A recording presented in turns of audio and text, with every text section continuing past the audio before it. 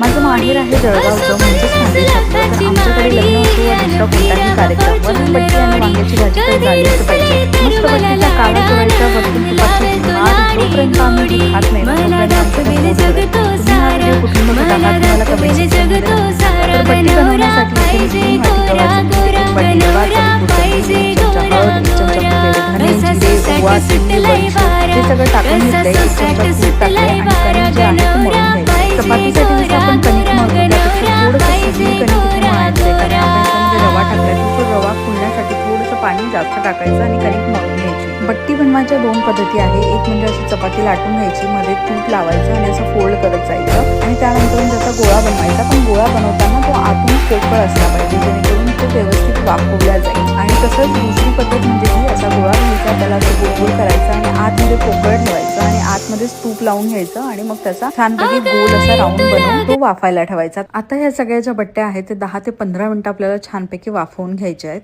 बट्टी सोबत जे वरण म्हणजे डाळ खाल्ली जाते ती जरा पातळ असते, म्हणून डाळ इथे मी बनवून घेते आणि थोडं पाणी जास्त टाकायचं आहे त्याच्यामध्ये। आता बट्ट्या ज्या आहेत ते वाफल्या की नाही हे चाकूच्या साह्याने चेक केलं, नंतर असे कट करून घेतलं आणि असं छानपैकी त्यांना तळून घेणार आहे। बट्टी तळताना तेल हे चांगलं तापलेलं असलं पाहिजे आणि गॅसची फ्लेम हाय ते लो यामध्ये आपल्याला बट्ट्या तळून घ्यायच्यात। व्हिडिओ आवडला असेल तर नक्की लाईक करा, शेअर करा, कमेंट करा आणि मला फॉलो करा।